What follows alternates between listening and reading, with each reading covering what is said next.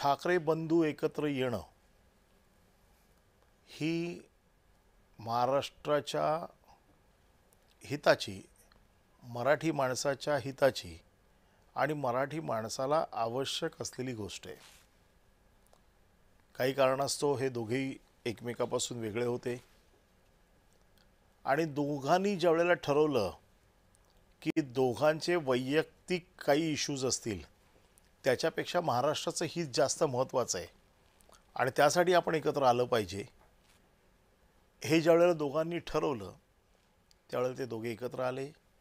एकत्र आल्यानंतर ते वारंवार भेटत राहिले आणि ज्या शिवसैनिकांच्या किंवा मराठी माणसाच्या मनात हे शल्य होतं की ह्या दोन भावांनी वेगळं राहता कामा नये, या दोन भावांनी एकत्र व्हायला पाहिजे, हे शल्य दूर झालं.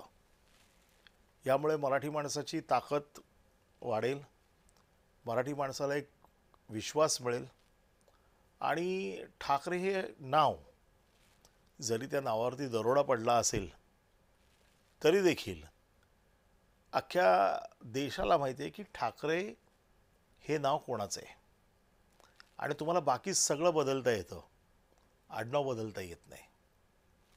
आणि हे आडनाव आमच्यासाठी, मग ती अनडिवायडेड शिवसेना असेल किंवा डिवायडेड शिवसेना असेल, आम्ही बाळासाहेबांचे शिवसैनिक आहोत आणि बाळासाहेबांनी जे आम्हाला शिकवलेलं आहे किंवा बाळासाहेबांनी आम्हाला सांगितलं की हा तुझा नेता, माझ्यानंतर तुझा हा नेता. आम्ही मातोश्रीला मानणारे लोक आहोत आणि बाळासाहेब म्हणजे आम्ही मातोश्री समजतो आणि मातोश्रीचा नेता हा आमचा नेता असं आम्ही समजतो.